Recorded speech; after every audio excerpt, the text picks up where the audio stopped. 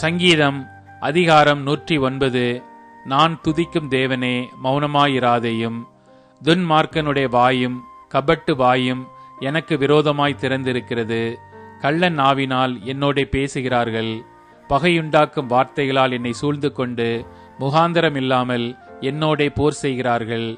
என் சிநேகத்துக்கு பதிலாக என்னை விரோதிக்கிறார்கள். நானோ ஜெபம் பண்ணி கொண்டிருக்கிறேன். நன்மைக்கு பதிலாக எனக்கு தீமை செய்கிறார்கள். என் சிநேகத்துக்கு பதிலாக என்னை பகைக்கிறார்கள். அவனுக்கு மேலாக துஷ்டனை ஏற்படுத்தி வையும். சாத்தான் அவன் வலது பக்கத்தில் நிற்பானாக. அவன் நியாயம் விசாரிக்கப்படும் போது குற்றவாளியாக கடவன். அவன் ஜெபம் பாவமாக கடவது. அவன் நாட்கள் கொஞ்சமாக கடவது. அவன் உத்தியோகத்தை வேறொருவன் பெறக்கடவன். அவன் பிள்ளைகள் திக்கற்றவர்களும் அவன் மனைவி விதவையுமாக கடவர்கள். அவன் பிள்ளைகள் அலைந்து திரிந்து பிச்சை எடுத்து தங்கள் பாலான வீடுகளிலிருந்து இறந்துண்ண கடவர்கள்.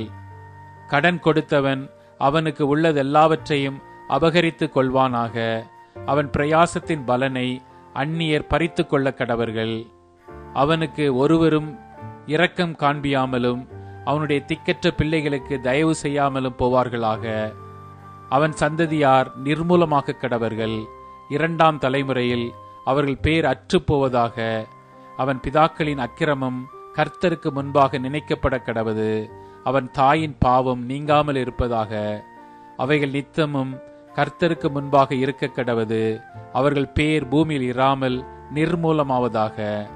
அவன் தயை செய்ய நினையாமல் சிறுமையும் எளிமையுமானவனை துன்பப்படுத்தி மனமுறிவுள்ளவனை கொலை செய்யும்படி தேடினானே. சாபத்தை விரும்பினான், அது அவனுக்கு வரும். அவன் ஆசீர்வாதத்தை விரும்பாமற் போனான், அது அவனுக்கு தூரமாய் விலகிப்போம். சாபத்தை அவன் தனக்கு அங்கியாக உடுத்திக் கொண்டான், அது அவன் உள்ளத்தில் தண்ணீரைப் போலவும் அவன் எலும்புகளில் எண்ணெயைப் போலவும் பாயும். அது அவன் மூடிக்கொள்ளுகிற வஸ்திரமாகவும் நித்தமும் கட்டி கொள்ளுகிற கச்சையாகவும் இருப்பதாக. இதுதான் என்னை விரோதிக்கிறவர்களுக்கும் என் ஆத்துமாவுக்கு விரோதமாய் தீங்கு பேசுகிறவர்களுக்கும் கர்த்தரால் வரும் பலன். ஆண்டவராகிய கர்த்தாவே, நீர் உமது நாமத்து நிமித்தம் என்னை ஆதரித்து உமது கிருபை நலமானதினால் என்னை விடுவித்தருளும். நான் சிறுமையும் எளிமையுமானவன். என் இருதயம் எனக்குள் குத்துண்டிருக்கிறது.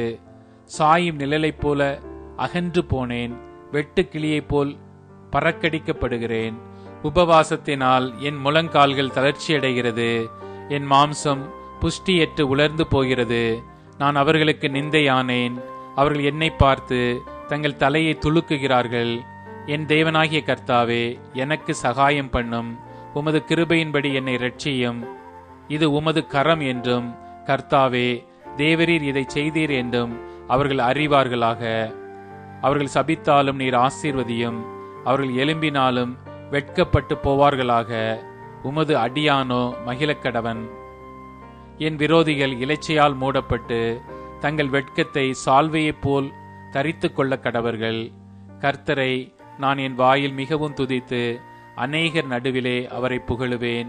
ஆக்கினைக்குள்ளாக தீர்க்கிறவர்களின் என்று எளியவனுடைய ஆத்துமாவை இரட்சிக்கும்படி அவர் அவன் வலது பாரிசத்தில் நிற்பார்.